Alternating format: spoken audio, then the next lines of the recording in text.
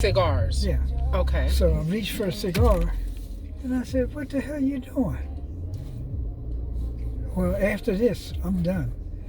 So I took another puff, and I said, "Why wait Why wait to stop to quit? to quit?" I quit then. You quit cigars. Yes. And did you quit alcohol at the same time? Oh, I never. You never drank. Right. So you quit cigars 40 years ago. I quit alcohol. I think I quit. I hope I quit. I want to say June 9th. June 8th was my last drink of 2020. But prior to that, I hadn't drank anything since March of that year. So it's been about a year and a half that I haven't had any alcohol. And, every now and then I think, oh, well, maybe I can one day at a vacation or something. But I have to remember how poorly I performed on alcohol, or shall I say how it really didn't serve me well towards the end. I have a very low tolerance for it. I didn't know that.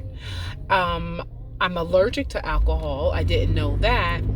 And when you are emotionally in any kind of way, shape, form, or fashion, you got anything emotional going on, alcohol is like adding fuel to a fire. And it's good when you feel good, let's add some more fuel to that. But when you feel badly, alcohol does not discriminate about adding fuel to a fire. So when you feel badly, you are going to feel worse. And that's the experience that I had when I went through my dark night of the soul and I was drinking alcohol. But 20 years prior to that, just about, my spirit guides told me, one day, Althea, you're not going to be able to drink. And I said, okay, that's no big deal. I don't drink that much anyway. But my spirit guide said, no, baby, you're going to not be able to drink anything if you want your spiritual gifts to increase. And I said, okay, I got you. That was like 18 years prior to the entering in that dark night of the soul. And that's when the spirit started saying, remember, we told you, you are not supposed to drink one day. And guess what? Today is that day. And so I had to stop drinking. And when I did, all hell literally broke loose. In terms of like my awareness, my intuition, my intuitive nature and power became intensified. My gifts became empowered again. And so I'm grateful that I stopped drinking. So every now and then when I think, oh, maybe I have to say, maybe the hell I will not have a drink, because I will not forfeit what I have been brought into, which is freedom, liberty, and power. All right? Liberty and power. Yeah. No drinking for me.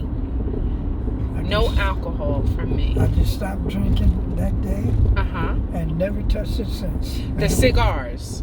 I've never touched it. Never touched it since. Never did like cigarettes. Right.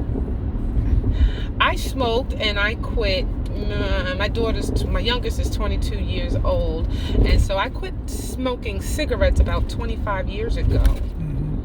And I did that in like 2 weeks. 2 weeks I made a decision. I made a decision to stop drinking in the blink of an eye. In the blink of an eye, when I realized that it was either drink and be limited, or don't drink and be liberated. Hallelujah. Whoa. Somebody say it again. Drink and not be, what is that? What did I say? I forgot that quick. Yeah, what you said was true. It was true. I am not drinking and I am liberated. All right? And people get to drinking, and they like drinking until they get drunk. Until they get drunk and they got a problem. It's all good when you are feeling good and everything is smiley, laughy. But when you got some stuff underlying, the real truth You put some alcohol on that if you want to. It will come up and people be cutting and fussing and cursing and why we know what that's about. And so we have to be honest with ourselves and end the madness. End the madness. I don't know. I wish I could have a sip and be all right, but I ain't ready to risk it. I'm not going to risk it. That is a part of my old self. I have to let that all die. So I'm doing new stuff. Maybe I'll take up smoking. I don't know.